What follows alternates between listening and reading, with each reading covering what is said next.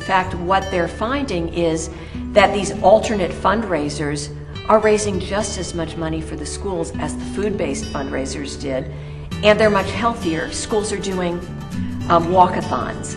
They're doing pedometers and step counters. They're involving the teachers in basketball competitions and volleyball competitions.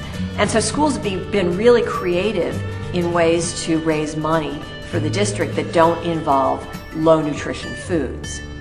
When it comes to parties in the classroom, sure, there was a little bit of feedback at the beginning, and parents said, well, how can we not have cupcakes to celebrate my child's birthday? But there's so many other things to do, sticker parties, or giving out pencils, or having an activity where a child can celebrate his or her birthday and it doesn't have to involve cupcakes or foods that are high in calories and low in nutrition.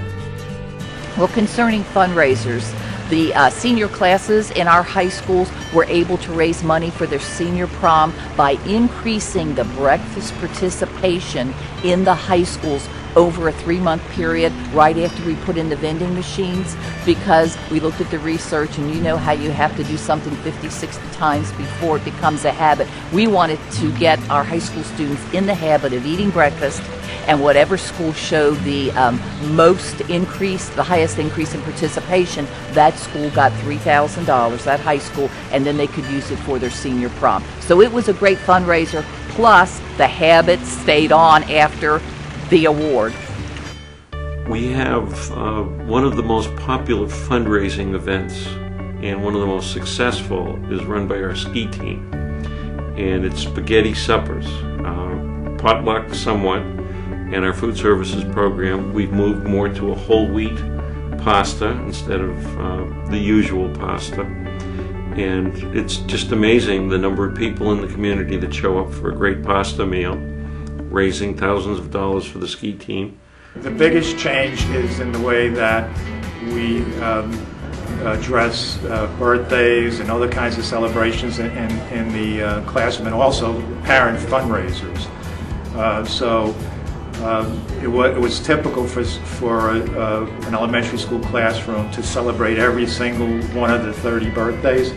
So in some months there might be 4, 5, and 6 cupcake or cake parties.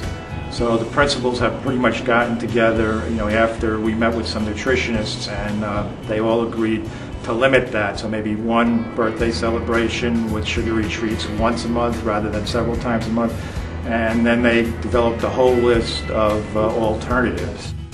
There was a little opposition when there were no more Cokes and all those things in the machines in the schools, because they were used for fundraisers and things like that, and also a lot of sugary things that no longer existed, cupcakes, birthdays of kids.